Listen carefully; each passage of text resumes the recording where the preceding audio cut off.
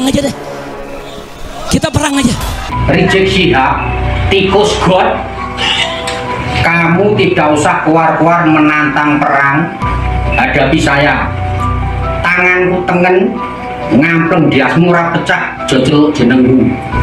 Kowe iki jane ora enek apa-apane, kowe iku ora duwe apa-apa. Mung cangkemmu tok sing keluar-keluar.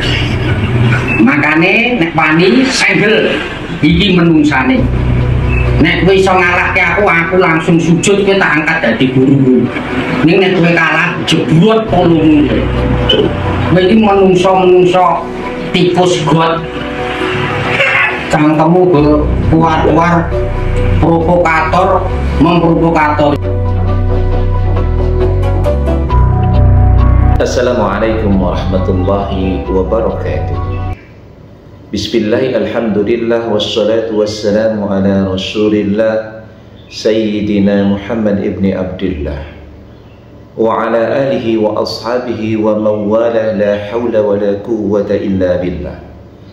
Rabbi shrah li sadri wa yassir li amri wahlul 'uqdatam min lisani yafqahu qawli.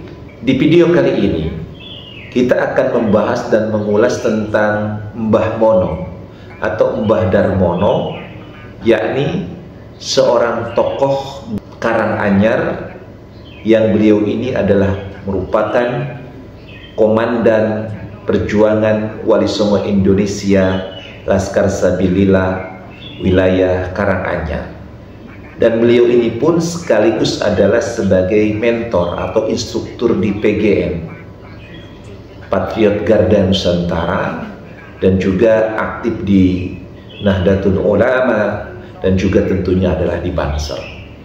Hal yang menimpa kepada beliau adalah bahwa ada dari kalangan Front Pembela Islam atau mereka menamakan sebagai muhibbin yang menyantroni ke kediaman beliau di Karanganyar. Jadi dalam bahasa yang lebih kekinian mungkin adalah digeruduk atau dipersekusi. Kenapa Mbah Mono kemudian didatangi oleh puluhan orang tersebut? Ini adalah berkaitan dengan pernyataan Mbah Mono, di mana Mbah Mono ini mereaksi atas tantangan perang Habib Rizik Syihab. Sebagaimana santer di media sosial ini, bahwa Habib Rizik ini itu di dalam ceramahnya menantang berperang terhadap perjuangan Wali Songo Indonesia Laskar Sabilillah dengan mengucapkan kata-kata yang sangat-sangat tidak pantas dilakukan oleh seorang yang mengerti agama, karena banyak kata-kata yang memprovokasi di dalamnya. Berdasarkan pertemuan ini, saudara, saya mau sampaikan nih kepada monyet yang sudah mendirikan ormas monyet dengan laskar monyet yang didukung oleh sejumlah jenderal-jenderal monyet, saudara. Ada oknum-oknum jenderal-jenderal monyet yang mendukung ormas monyet ini, saudara. Saya mau sampaikan kepada mereka, sudahlah, capek kita. Kalian setiap hari menghina, memfitnah, capek. Kita perang aja deh. Kita perang aja. Saya siap untuk kobarkan perang melawan mereka dengan backingnya, sudah. Ini enggak boleh dibiarkan. Selesai Ramadan ini, kita akan konsolidasi, saudara. Kalau negara tidak bisa menyelesaikan urusan ini, saya akan beri komando kepada umat Islam. Ayo kita selesaikan dengan cara kita. Takbir. Siap berjihad. Siap habisi gerombolan monyet PKI. Takbir. Saya sampaikan kepada monyet-monyet itu, ayo, kapan kalian mau culik saya, bunuh saya, serang saya, tinggal sebut aja. Kapan kita mau perang? Sebutkan harinya, sebutkan tempatnya, sebutkan tanggalnya. Bawa kau punya pasukan monyet semua. Kami akan lawan kalian sampai tetes darah terakhir. Kami akan bersihkan NKRI ini dari monyet laknat yang merusak NKRI kita. Pak Prabowo Subianto Presiden segera perintahkan Panglima TNI, jangan sampai perang ini Pak di negeri kita, Pak. Jangan. Kalau Presiden nggak mau tahu, Panglima TNI nggak mau tahu, Kapolri nggak mau tahu, saya akan bikin pasukan besar-besaran se-Indonesia. Kita akan perang, kita akan kejar, hajar habisi ganyang semua monyet PKI yang selama ini menghina ulama, menghina habaib, menghina muhibbin, menghina NKRI, dan pura-pura bela Pancasila. Pulang dari sini nanti siapin aja asa golok yang tajam, ya siapin senjata yang kita punya ya. Tiap saat saya bisa beri komando. Ini udah kelewatan. Jadi kalau si monyet ini nggak ditangkap sama Kapolri, ini kelewatan. Saya minta kepada Al Khairat, Robito jangan mundur. Nggak ada kata damai. Orang ini harus dijebloskan ke penjara. Dia sudah menimbulkan keonaran. Betul. Nah, reaksi daripada apa yang diucapkan oleh Habib Rizik Syihab, kemudian Mbah Mono membuat sebuah statement atau membuat sebuah pernyataan yang di dalamnya diantaranya bahwa Rizik Syihab ini adalah tikus got yang koar-koar. Mbah Mono ini menantang balik daripada Habib Rizik Syihab dengan mengatakan, lawan saya, kalau saya kalah maka saya akan bersujud dan akan menganggap Habib Rizik Syihab sebagai guru. Tetapi sebaliknya, jika Rizik Syihab ini kalah, maka dia pun harus melakukan hal yang sama. Bajingan Rizik Syihab, tikus got, kamu tidak usah keluar-keluar menantang perang, hadapi saya. Tanganku tengen, ngampleng diasmu ora pecah, joceluk jenengmu. Kowe iki jane ora enek apa-apane, kowe iki ora duwe apa-apa. Mung cangkemmu tok sing keluar-keluar. Makane nek wani senggel iki menungsane. Nek kowe iso ngalahke aku langsung sujud, kowe tak angkat dadi guru. Ning nek kowe kalah jebrot polongmu. Kowe iki menungso tikus got.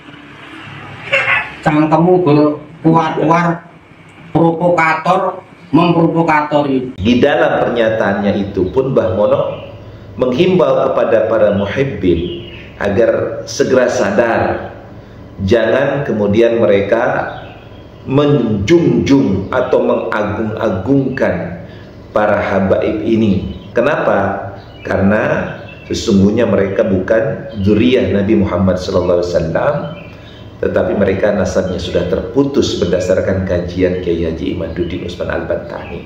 Dan orang-orang muhibbin yang menjadi begundalnya Rizik tikus got, sadarlah, kamu itu orang Jawa yang kena cekring, yang kena provokasi.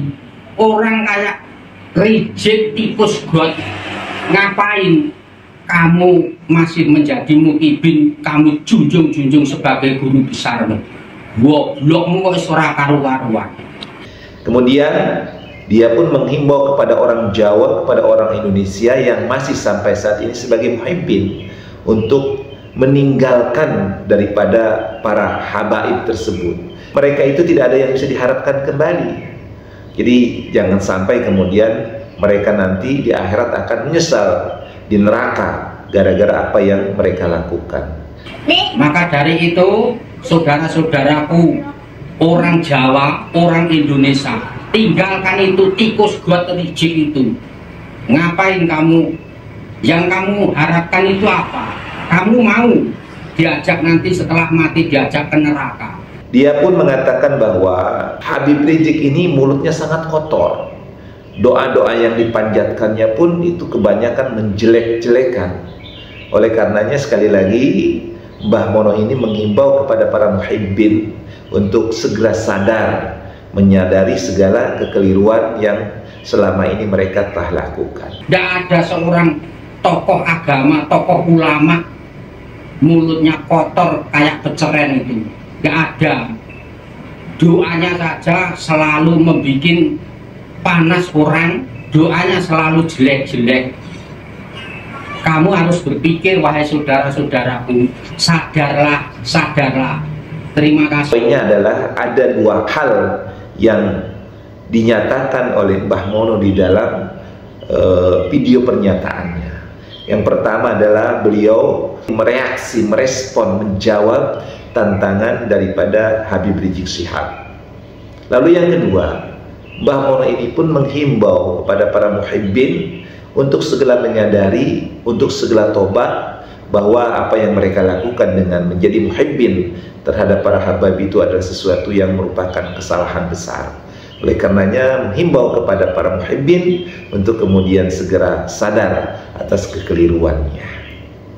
Nah, video reaksi atau video pernyataan daripada Mbah Mono ini kemudian menimbulkan reaksi dari para muhibbin, dari para front persaudaraan Islam, yang kemudian tepatnya pada hari Sabtu tanggal 5 April, para muhibbin ini, FPI ini dari daerah yang Mbah Mono bertempat tinggal, yang di Karanganyar maupun di beberapa wilayah di luar Karanganyar, itu berkumpul dan kemudian mendatangi rumah Mbah Darmono atau Mbah Mono. Tetapi kemudian ternyata Mbah Darmono ini tidak ada di tempat, tidak ada di kediaman beliau. Dan kemudian berkembanglah pemberitaan video-video yang menyatakan bahwa Mbah Mono ini lari. Tetapi dalam faktanya dijelaskan bahwa Mbah Mono itu tidak lari, tetapi Mbah Mono itu biasa, beliau ini suka naik sepeda olahraga, dan ketika olahraga beliau tidak membawa alat komunikasi. Nah, kemudian ketika para muhibbin atau FPI ini datang ke rumah beliau, maka beliau tidak mengetahuinya. Dan justru ketika para orang-orang yang hendak mempersekusi Mbah Mono ini kembali dari rumahnya, rumah Mbah Mono, bertemu di tengah jalan, dan terjadilah debat di sana.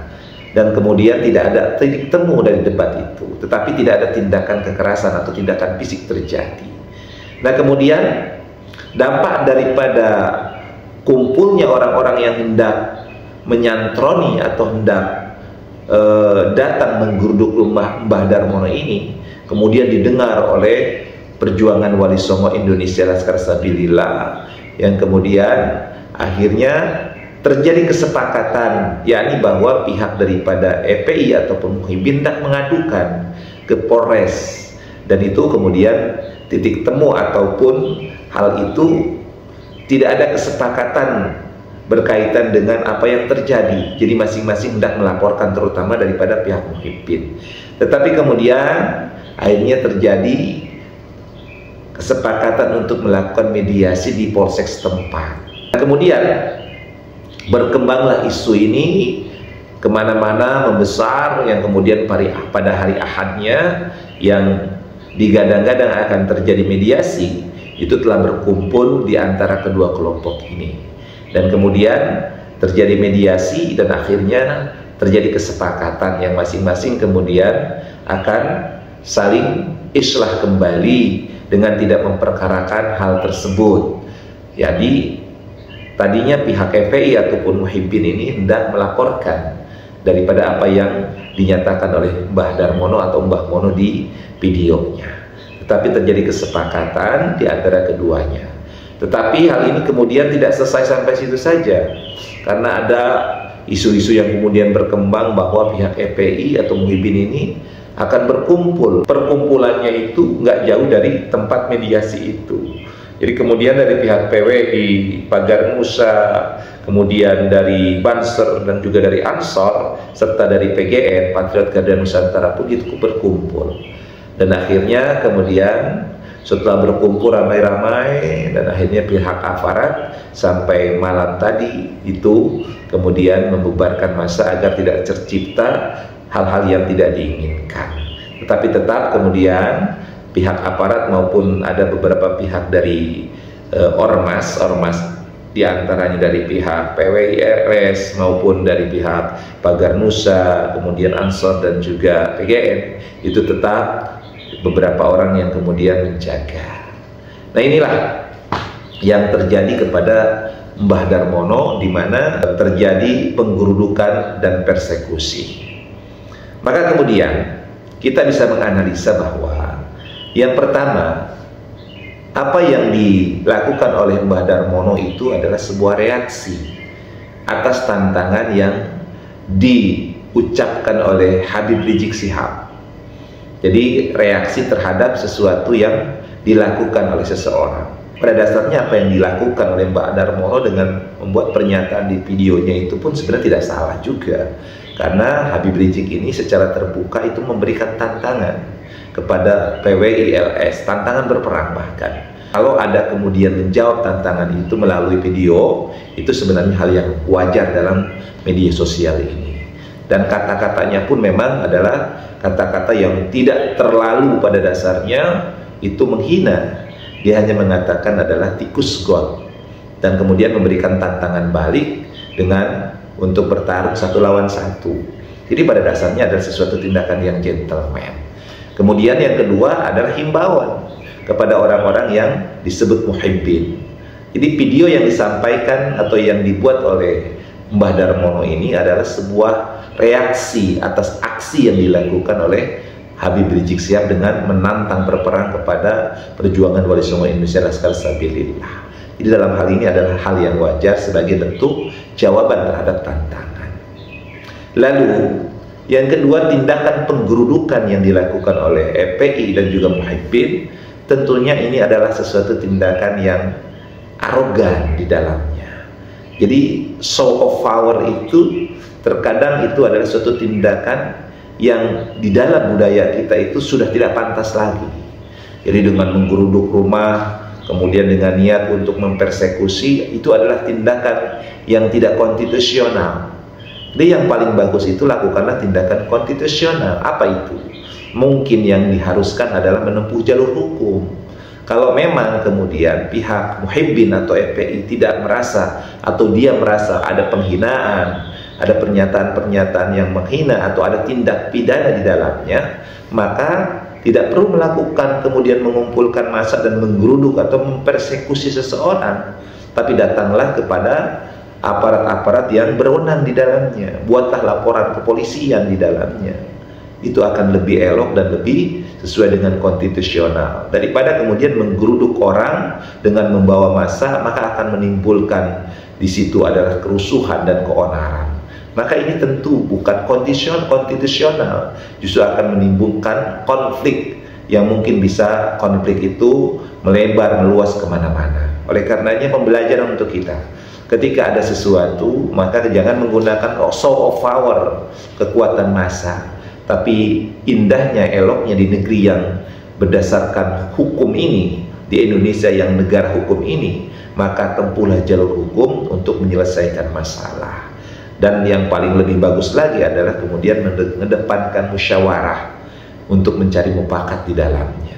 Maka hal-hal yang seperti ini islahlah, kemudian saling memaafkan, saling memberikan penjelasan.